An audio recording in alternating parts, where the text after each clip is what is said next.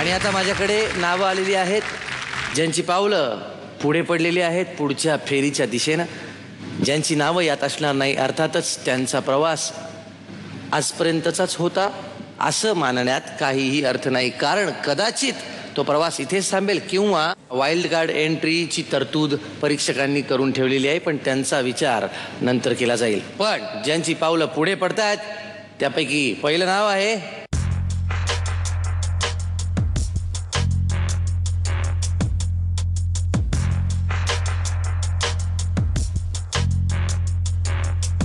श्रुती निगडे. आओ शिवाजी आओ, हमारे गले लग जाओ. पुढचं पाऊल आहे धीरज साटविलकर.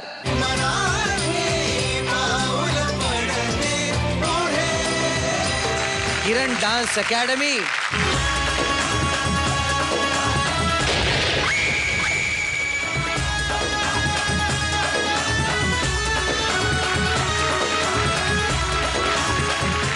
यानंतरचं नाव आहे योगेश्वरी मिस्त्री.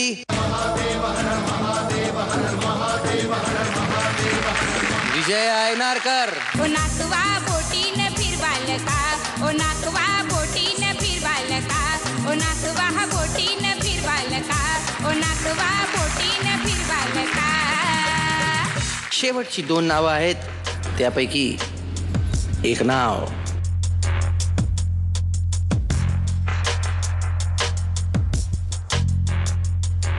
आदिती खंडेकर. नरवर कृष्णा समान, हा नरवर कृष्णा समान.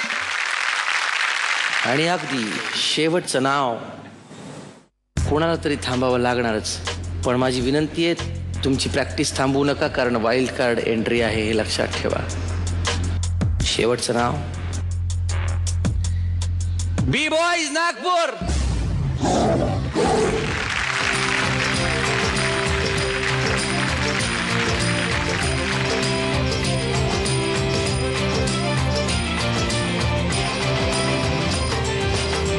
खरं सांगायचं तर मला सगळ्यांच्याच बाबतीत असं म्हणायचं आहे की जेव्हा आपण 10 गोड पदार्थांमधनं आपल्याला 2 पदार्थ निवडायचे असतात तेव्हा खूप सिंपल असतात. मला प्रेक्षकांनाही सांगायचं आहे, पण एवढा जेव्हा मोठा बुफे असतो, मी बेसिकली खादाड्या म्हणून जेवणाबाबत सांगते उदाहरणं देऊन, तेव्हा खरोखरच कठीण होतं. आणि तेव्हा खरोखरच काय मापदंड वापरावे, कुठली परिमाणं वापरावी, हे खरोखरच जजेसना पण विचार करायला खूपच कठीण जातं. आणि म्हटल्याप्रमाणे हा मंच असा आहे की त्याला टॅलेंटला काही सीमा नाही आहे. प्रत्येकाकडे तुम्ही बघताय वेगळ्या वेगळ्या टॅलेंटने भरलेली लोकं आहेत, त्यामुळे आम्हाला अतिशय कठीण आहे हा जॉब. पण एकच नाही अनेक विचार करून शेवटी आम्ही काहीतरी निर्णयावर पोचायचा प्रयत्न करतो इकडे. आणि आमची अशा अपेक्षा आहे की कोणाचाही अपेक्षाभंग आमच्या निर्णयाने होत नसेल. आणि म्हणूनच कदाचित कधी जजेसही शेवटी माणसं असतात आणि त्यामुळे त्यांनी जर केलेल्या चुकांना त्यांना परत एकदा चान्स द्यायचा असेल तर म्हणूनच आम्ही ती वाईल्ड कार्डची तजवीज करून ठेवलेली आहे. त्यामुळे जोरदार टाळ्या होऊन जाऊ दे सगळ्यांकरता.